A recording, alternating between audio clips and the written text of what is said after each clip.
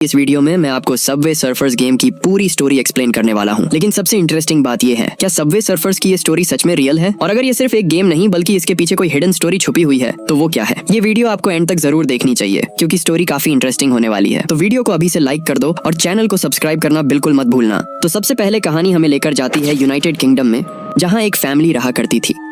इस फैमिली में एक लड़का था जिसका नाम जैक था।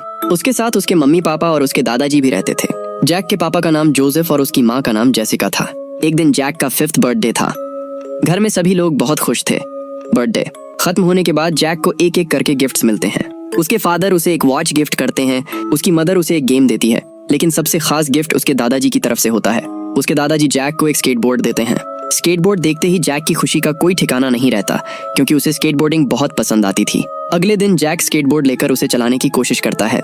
शुरुआत में वह ठीक से बैलेंस नहीं बना पाता और कई बार गिरने के बाद भी कोशिश करता रहता है। धीरे धीरे प्रैक्टिस करते हुए जैक स्केटबोर्ड चलाना सीख जाता है। उसके दादाजी भी जैक को स्केटबोर्ड चलाते देखकर बहुत खुश होते थे।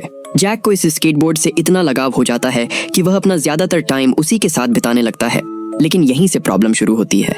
जैक की फैमिली को लगने लगता है कि वह स्केटबोर्ड में इतना ज्यादा बिजी रहता है कि अपनी पढ़ाई पर ध्यान ही नहीं देता। जब जैक का स्कूल शुरू होता है तब भी वह पढ़ाई से ज्यादा स्केटबोर्ड को इम्पोर्टेंस देता था। उसकी माँ को यह बिल्कुल पसंद नहीं था। आखिरकार एक दिन उसकी माँ उससे परेशान होकर उसका स्केटबोर्ड ले लेती है। स्केटबोर्ड उससे दूर होने के बाद जैक काफी उदास रहने लगता है। जिस बच्चे को पहले स्केटबोर्डिंग करना बहुत पसंद था, अब उसके पास करने के लिए कुछ नहीं था क्योंकि जैक रोज स्कूल से आने के बाद बिना बताए कहीं चला जाता था। एक दिन उसकी माँ उससे पूछती है कि वह कहाँ जाता है। जैक झूठ बोल देता है कि वह ट्यूशन और एक्स्ट्रा क्लासेस के लिए जाता है। उसकी माँ उसकी बात पर विश्वास कर लेती है। अब जैक और ट्रिकी की सबसे फेवरेट जगह बन चुकी थी रेलवे स्टेशन। दोनों वहां स्केटबोर्ड चलाते और अलग अलग डेंजरस स्टंट्स करने की कोशिश करते थे। लेकिन रेलवे स्टेशन पर एक सिक्योरिटी गार्ड भी रहता था जिसकी नजर हमेशा उन पर रहती थी। सिक्योरिटी गार्ड जैक को वहां स्केटबोर्डिंग करने से रोकता था और इसी वजह से जैक को वह गार्ड बिल्कुल पसंद नहीं था। धीरे धीरे जैक उस सिक्योरिटी गार्ड को परेशान करने लगा। वह जानबूझकर उसके सामने स्केटबोर्डिंग करता और फिर वहां से भाग जाता।